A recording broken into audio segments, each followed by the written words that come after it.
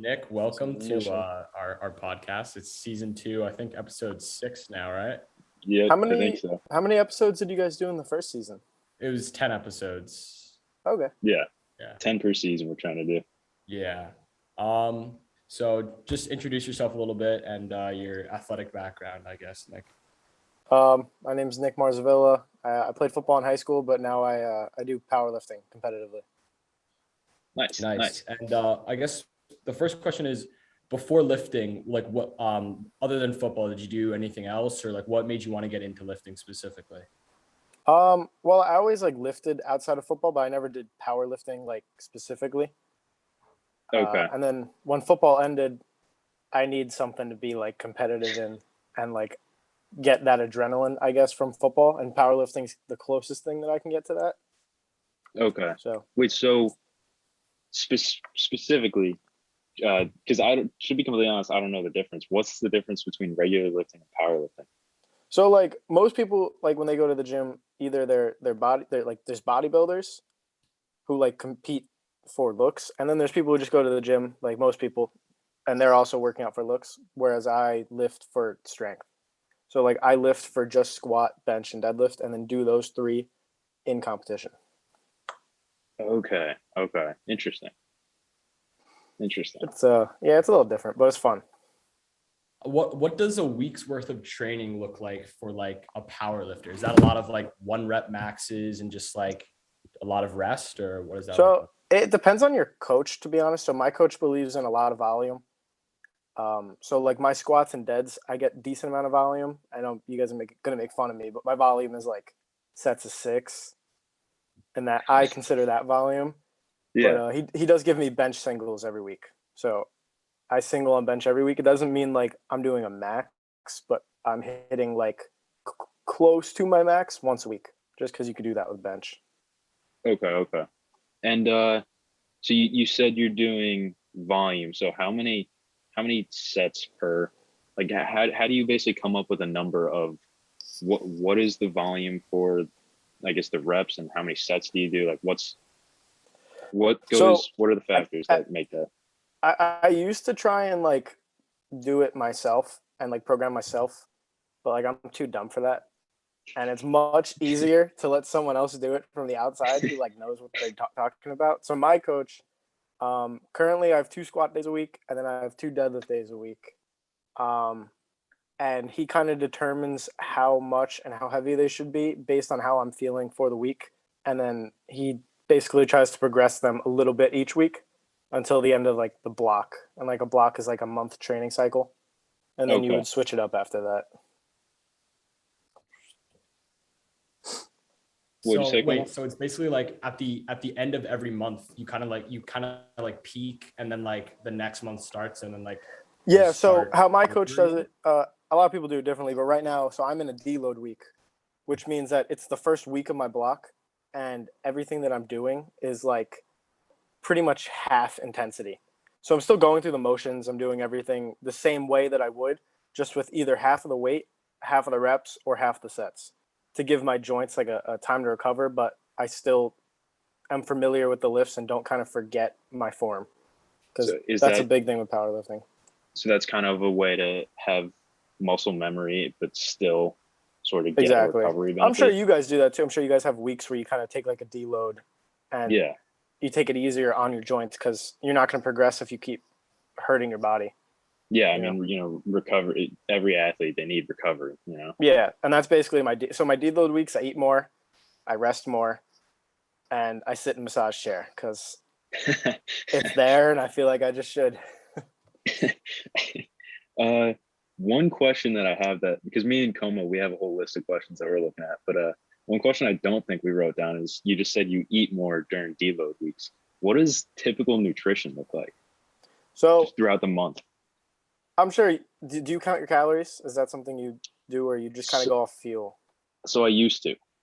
I stopped doing it like a month ago because it was too time consuming. So I do it every day when I'm not in school. And when I'm in school, it's kind of impossible to count, because like they're telling me a calorie count on the board. I don't believe what they're putting up there. They're giving me a piece of chicken, but I see them throw oil on it. So like, I don't know how much calories is what. When I'm home though, I eat about 4,200 calories every day. 42. That is crazy. I have a really high metabolism, so I can do That's that. a lot. Yeah. And also, follow-up question: do you know how much you're burning then? Well, I'm burning 4,200 because I'm not gaining weight. My maintenance Okay. is 4,200 or 4,000 ish. That's So if I eat crazy. 4,000 every day, I'm not gaining weight. So right now I'm doing a little bit of a surplus because I'm going up a weight class. So I Okay. have room to eat more. But when I'm in college, I kind of just eat the same thing every day for the same meal so that I know what my maintenance is here with like the foods. And then I can add a little something here or there if I want to gain weight. Okay. How have you like, do you like the food at your college? Like, how have you found that, like, adjusting, like, It's, to you know, it's college not the food? worst. I'm really good at like, I can eat the same thing every day and not like care. I don't know how your guys' dining halls are, but like what I've seen, mine is pretty subpar. Like it's like like it's good, but like it's not amazing because I've It's seen like cafeteria food. yeah, it's yeah, Yeah. but like yeah, that's kind of the best way to put it. But like Matt Gain, who goes to Tampa, which is a private school, he sends me their dining hall. Oh my god, it's like a restaurant. Oh, is it actually? Yeah, it's so nice. He's sending me pictures of their steak, and it's like medium rare, and I send him mine, and it's a brick. Like, like, do you guys get steak in your dining hall? Sometimes, yeah. You can't even cut it. Like, cutting it, I'm losing 100 calories trying to cut it. It's ridiculous. For me, it's more I can't chew it. It just like Yeah. won't. It just won't break. What I've started doing here is you're gonna make fun of me. I sometimes the rice is like really dry, Hmm. so I'll just take a spoonful of rice and then just drink water, and I don't even chew my rice. I just drink it. Swallow it. That Because is pretty like funny. it takes so much time and it's just not good. So if I just swallow the rice, it goes down faster and I don't gotta worry about it. So okay, so we've covered a little bit of eating. So you've clearly you gotta eat a crazy amount of food every day. Like that is a high Yeah, and that's volume. another thing about powerlifting is so I can't bodybuild because I don't have the dedication to food that they do. So like Always you have to it cut, right? so yeah, if you have a bodybuilder on here, even like Mackin, he counts everything. Like he brings his scale to the dining hall every day. And Yeah. he counts absolutely everything he puts in his body. Me, I can't do that. I see a cookie, I eat the cookie, and that's just how it is. He won't do that because it will affect how his body looks. For me, if I eat the cookie, my body, I'll still like I might look shit, but like I'll lift the same. Like Okay. I bring gummy bears every time I go to the gym. Isn't there like an actual thing about that though? Like a Yeah, recovery thing? yeah. Because simple sugars. So like Got it. Okay. this is my go-to. I bring a lot of Thin Mints and then dried mango slices. Because the mango I slices are love like dry candy, mango but slices. Yeah. they're so good. But they're like candy, but I don't feel as bad if I'm eating fruit instead of just candy. So Yeah, it's a little more I mean, because it is like nutritious. natural sugar though. So I mean, yeah, like, yeah, it's a little better. I mean, it digests the same and does yeah. the same thing to your body, so it's fine by me. John, Another yeah. question. Oh yeah, no, Anthony, you can go. No, you can go. I was gonna ask, like, outside of lifting, like, what's another like valuable part of your training outside of like dieting and lifting? I guess that's what we've talked about. Like, do you do any cardio? Do you do any like core work or anything So like that? yeah, I do. So I do core every day, or I mean, I should do core every day. I you know, I skip it every once in a while because it's terrible. But yeah, my coach programs core every day that I'm supposed to do because a big part of powerlifting is your core with like your brace, with like your squat and dead. And if your core breaks down, your lift breaks down. So I'm supposed to be doing it every day, but you know, it's something I got to work on. Yeah. Is the point behind that just like, I mean, when an athlete does core, I feel like the general reason is because they're looking for stability. Is that kind of? Yeah. So I'm sure you've seen like when people squat really heavy or deadlift heavy, you wear a belt. Yeah. And the whole point of wearing the belt is that you brace into it. And by brace into it, you kind of breathe out all your air and you push it against the belt. Okay. So it creates like 360 degrees of kind of like stability and control so that your form doesn't break down. So if you don't do core and your core is weak, you could break down in the whole of your squat and get hurt. And Okay. yeah. Yeah. And Gotcha. I don't do cardio. That's not a not a big cardio kind of guy. no. I walk to class like. All right. Well, I mean, if you're already burning enough well, calories lifting and like doing core, then I wouldn't see any reason. Yeah, there are days that like if I eat too much and I know that I ate too much, I'll go like walk on the treadmill for 25 minutes and burn off 150, 200 calories, and I'd be like, that's okay. But I don't do core regularly because there's yeah. Well, that's why when we were talking about doing the I do one a year workouts.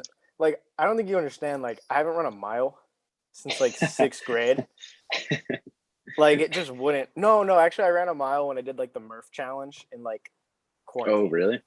Yeah. How did if you want to? No, that went terrible.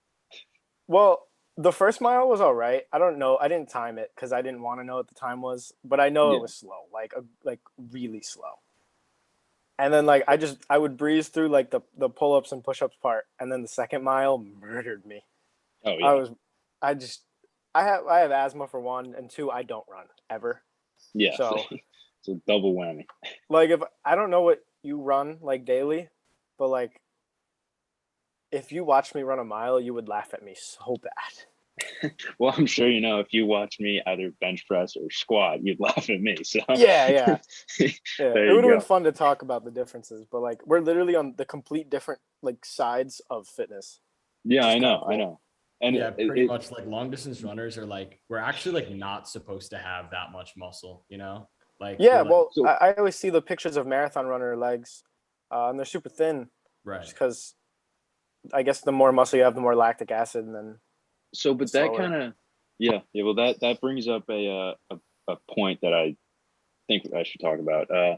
So you just said we're on both ends of the spectrum. You got distance runners over here, you got heavyweight lifters, power lifters over here, and in the middle, there's balance of that.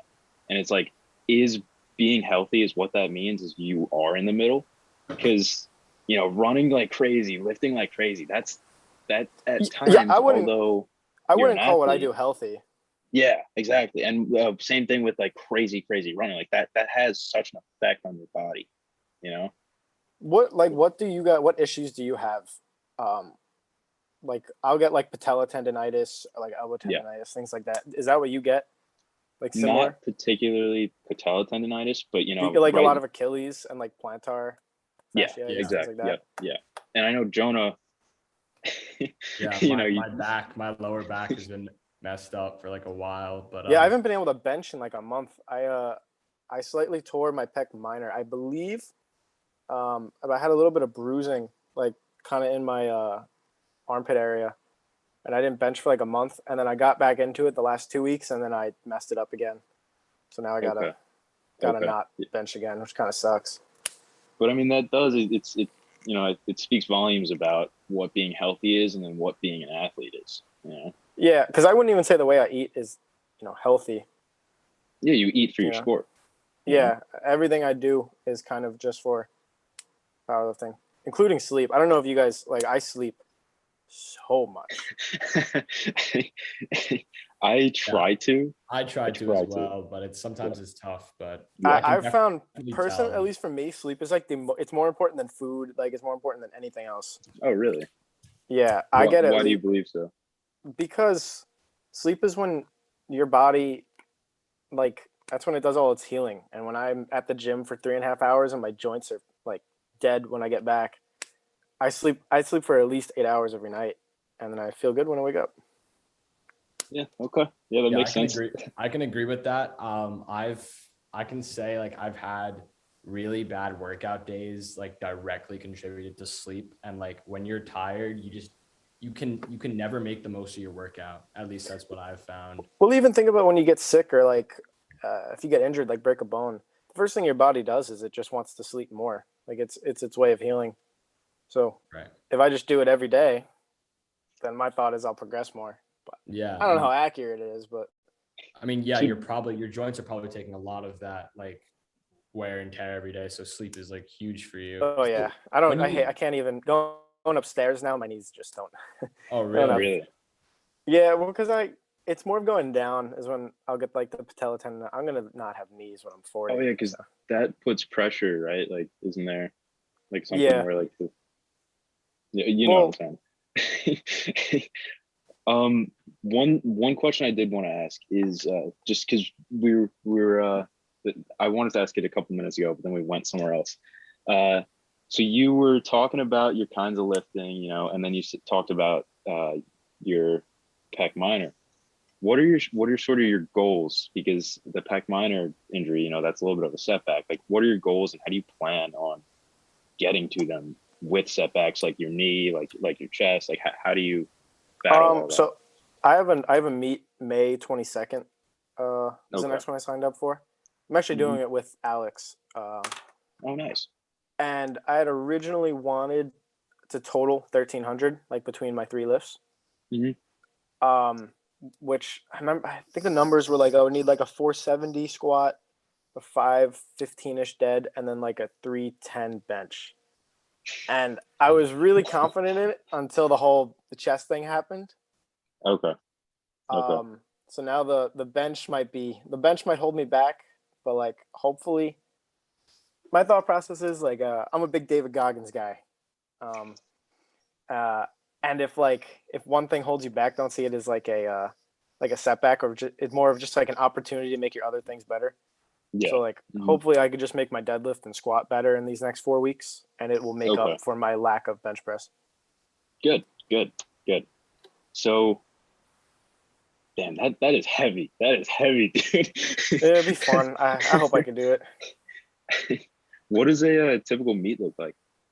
So I've only done one, but like it was like the coolest experience of my life. It's just like 150 guys, and you just lift things up and yell like in the most simple terms possible. Like that's kind of just what it is. Interesting. And powerlifter weigh-ins are really funny because in my federation we weigh in 2 hours before you compete, so you can't do massive weight cuts, right? You can't like weigh in the night before and then eat another 10 pounds. It's all in that 2 hours. So all these guys that haven't eaten in 2 days, and now they're about to go compete and try and lift as heavy as possible, and they just bring like gallons of rice. And like as soon as they weigh in, you just look at all the bleachers, and it's just powerlifters eating candy, rice, and just straight sugar. Like I watched a guy, he took a liter of apple juice, opened it up, and then dumped 2 full cups of sugar in it, shook it up, and just drank it. What is the purpose of that? Just energy, or? Yeah, just a ton of simple sugars. So like you'll take caffeine, obviously.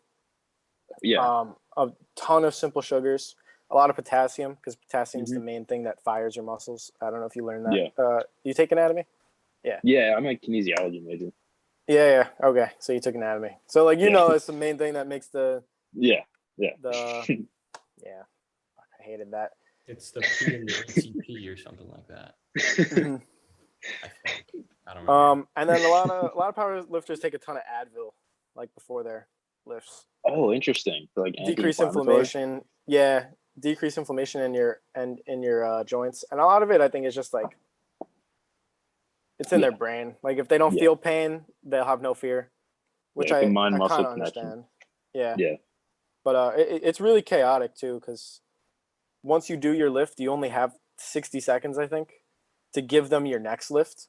So you gotta have someone handle you. It's like so like unfortunately at this meet I don't know who will be doing that for me, but at my last one there was this experienced powerlifter who I asked, and he basically did everything for me. Like picked all my numbers, picked my warm-up numbers. I did nothing, but he just told me to go lift the bar, and I listened. Okay.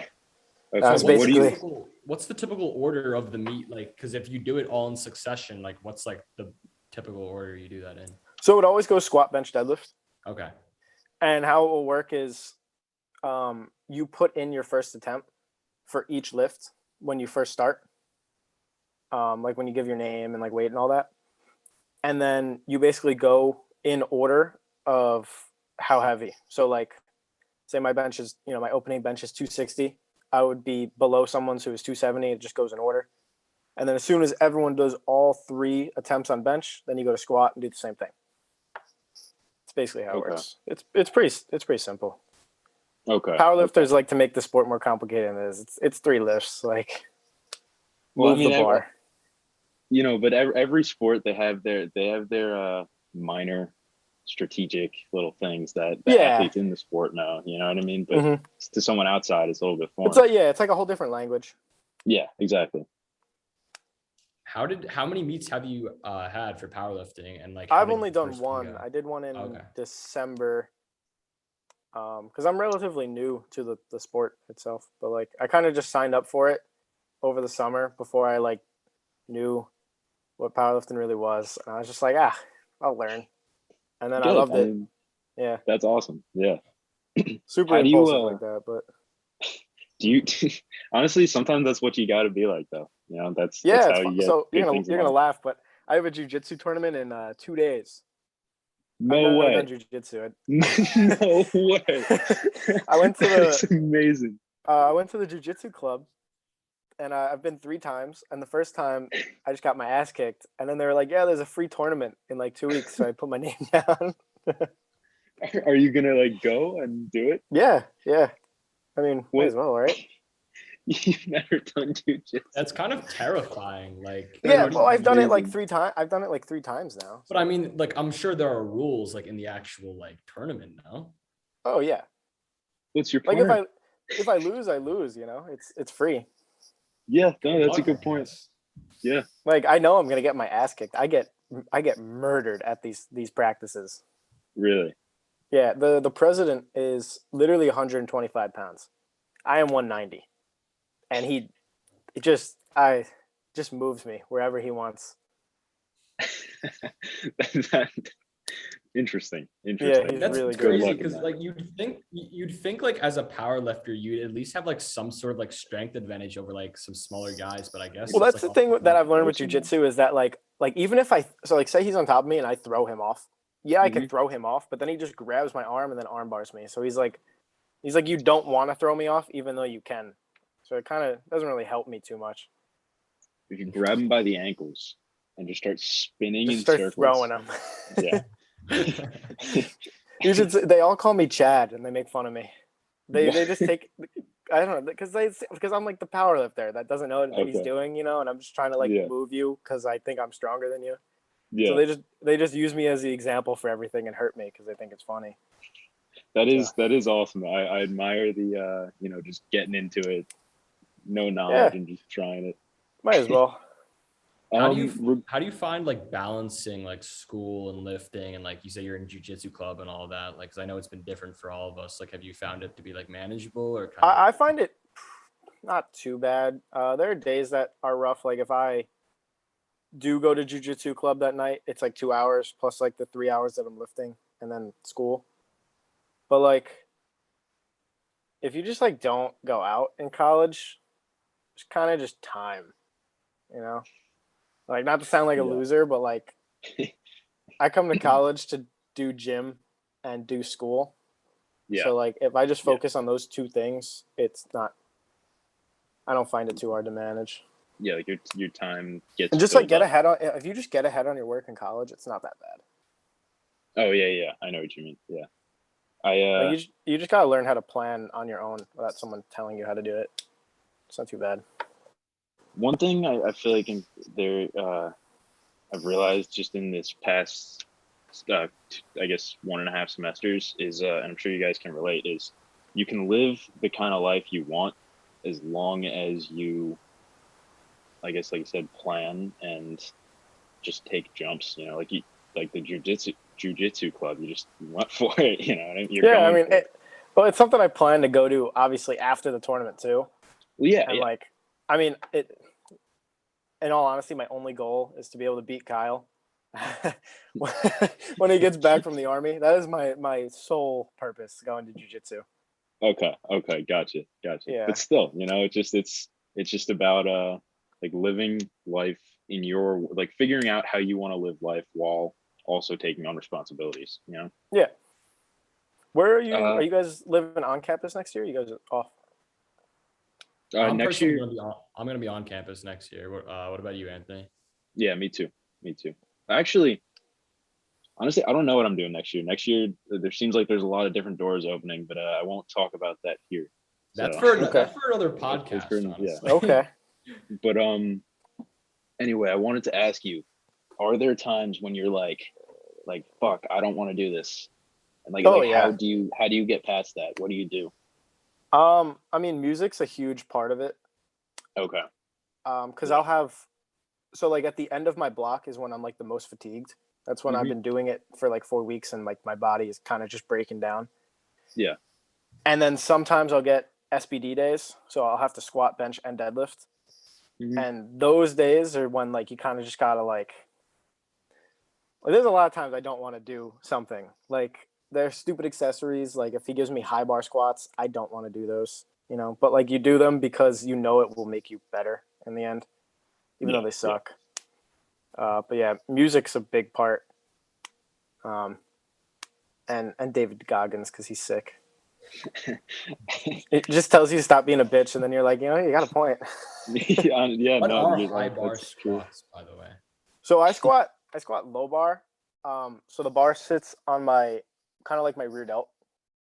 So like pretty low on my back, and then high bar is gonna how most people squat is it will sit up on your trap. I hate high bar squats. They just suck. What's the like? Why would you do one or the other? So high bar is gonna be more tension on your knees because it's gonna be more quad focused. Okay. So me personally, I can't really hit depth with high bar because I have shitty ankle mobility. So I have to depend on my posterior chain when I squat. So that, you know, like when I squat low bar, I'll kind of, you know, when people hinge when they squat and they kind of lean over. Yeah.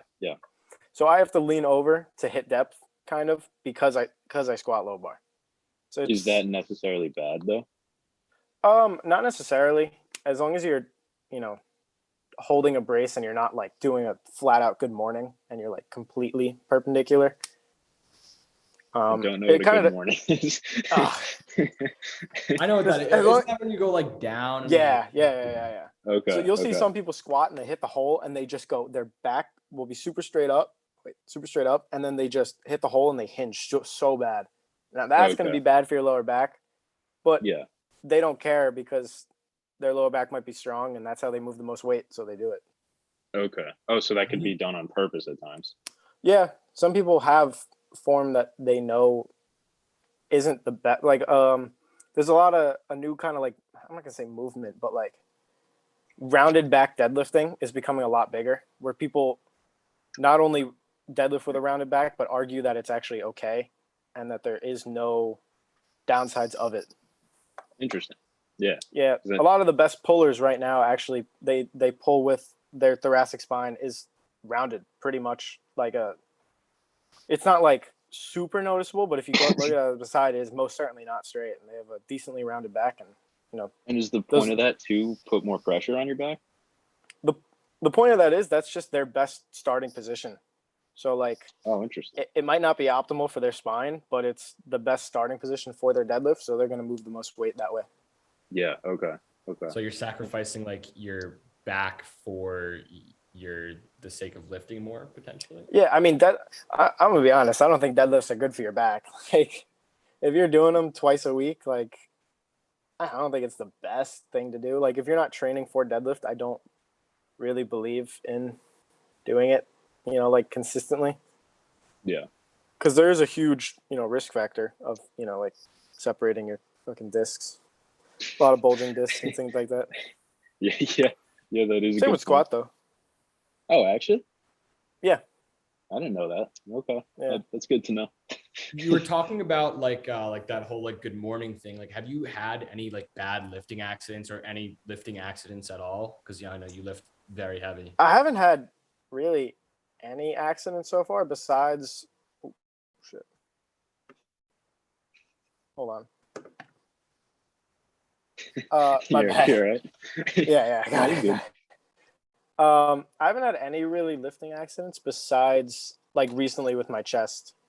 And the only thing it really felt like was I was just on like my back down sets, and then I kind of just felt my chest pull, and then I like lost tension in it basically.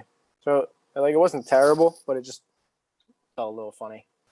What like Okay. caused that injury? Was it like was it like another weakness around your chest, or was it just like It totally could have been. I didn't record it, so I don't know. But like, it could have been like as simple as like my elbow flaring out and then my chest taking the blunt of it, instead of other body parts. But I'm not really sure, to be honest. I wish I knew so I could like fix it. But yeah. No, I guess we would all say that better. Yeah. Injuries, if you had to basically give I guess either a new lifter, or if you could go back and give yourself as a new lifter like guidance, what would that be? Learn how to eat. So like, Learn how to eat. Okay. yeah, learn what you're eating, and like, cause like I lifted for like 2 years and I got stronger, but like that's just rookie gains. I didn't get any bigger just because I never ate. Like I was always the kid that would be like, oh, I eat, as much as I can, when in reality, like you weren't. And if you're powerlifting, get on a program. It doesn't even matter if it's a good program. It just has to be a program, like something that Structure. increases every week and it has structure so that you can follow it. Because if not, you're not going to make too much progress. Okay. And also just a follow-up question. Is there a difference when, like, truthfully, I don't know how it works. When you go to the gym, is there a difference? Like, do you lift with your team? Are you lifting by obviously you're doing the motion by yourself, but like, is there a difference when you're with people or alone? Do you mean like differences in like how I lift? Like, well, let me phrase it this way. In running, it's so much not just easier, but more enjoyable when you're with a team. Just so, in that term. It kind of depends on the day. So like I have days where I go to the gym and I'm there for 3.5 hours, but I'm probably lifting for an hour and a half just because luckily my school has a ton of powerlifters and I end up talking to them for long amounts. When two powerlifters talk in between a set, it's gone. Okay. That's it. They're going to work out. Yeah. But so like those days are great, but there's also days when there's no one else there and you can like hyper focus on your lift, which are amazing. Yeah. Okay. So you get in the zone. Yeah. So like days like today where it's a deload day, I'm not too focused. Like I'd love if there are people there so I could talk with them and mess around. But like days where like end of the block or like near prep or near like meet week where like I have singles and like those are like the most important sessions of the prep. I don't really like to talk to people, but it's different for everyone. Yeah, no, I mean, that makes sense. During your crazy important workouts, get them done, do them right. Yeah, because I know I get distracted really easily if there's other people. So okay, yeah. Do you find yourself needing like a spotter though, or you just kind of? Yeah, it depends on the weight. Deadlift, obviously, there is no spotter. Like you just fail it. Squat, I ask for like a spot, like if I'm taking a really heavy single, like pretty much I just don't see myself that I should fail a weight that I've hit before. So like, unless it's around 405, I don't really ask for a spot. I do it myself. Okay. Bench, I don't really ask for a spot, but I ask for like a lift. So like when you're unracking the bar, I like someone to just like help me get it up a little bit. Yeah. But that's really it. I don't ask for a spot too much. Some people do on like everything. They'll ask for like a side. Yeah, they'll ask for like a side spot on like weight that they've hit, multiple times. But it's what they need and what helps them. So. I get yeah. That's a good point. It's just their way. If it's not taken away from like. Because I'm sure one day I'll squat and then blow up my knee and not have a spotter, and I'll be like, damn, I really wish I had a spotter. So, one day it'll screw me over. I mean, I guess that's a good point. Yeah. Do you I mean, from what it sounds like, it doesn't really, you focus on squat, bench, and deadlift. But do you do like stability work with, I guess, minor muscles? So I do like accessory work, which is where like the bodybuilding portion comes in. Okay. So like, I'll have a day where I squat and bench, and then I go hit like one tricep exercise as a bench accessory, and then like 2 or 3 squat accessories. So those could be like for my hamstrings, my glutes or quads, things like that. Yeah. That's about it. I don't really do like stability work. just because there's nothing that you're doing in powerlifting that is like in isolation. It's Okay. always both arms or both legs. Yeah. So I don't really believe in isolation work to one leg or one arm, unless you Oh, have imbalances. Yeah, that's an interesting. I mean, it makes total sense. I never thought about it that way before. Yeah. So like some people, they'll lock out faster on their right arm than their left arm, and that's something where they should go, do dumbbell press, so that they can balance out the inequalities. But I don't have any of those, so I don't do them too often. Okay. I've recognized that, like, I guess the bridge between our two sports is as far apart as they are. Like, I feel like lifting and running are two things that people use as like outlets to get better at other sports. You know what I mean? Mm-hmm.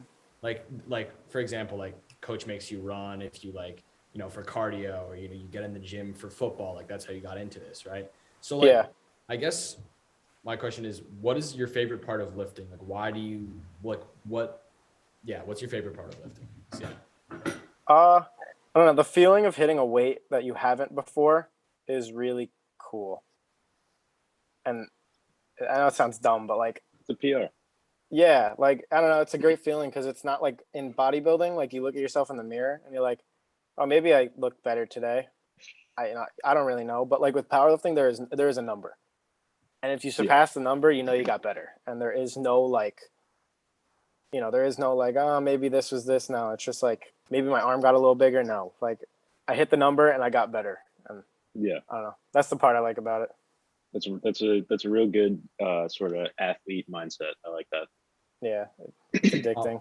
We have one last question. It's, where do you see yourself 10 years from now if you're still doing the sport? God, I don't know if my knees can do another 10 years. Well, I guess then what's your plan if that happens? I mean, in reality, I plan to do this, as long as I can in, so there's equipped lifting and then there's raw lifting. So like I plan to power lift as long as I can raw with like knee sleeves and not things to support my joints. Yeah. Until, maybe I'm like 30 or 40 and then my knees can't do raw lifting anymore and I could do like equipped lifting, things like that. But yeah, I don't really know. I'm bad at like seeing the future. That's perfectly fine. Not everyone thinks it's like, not everyone has thought about that, Mm-hmm. That's like perfectly okay. We have less than a minute left. Oh, that was fast. Como, you want to do the thing?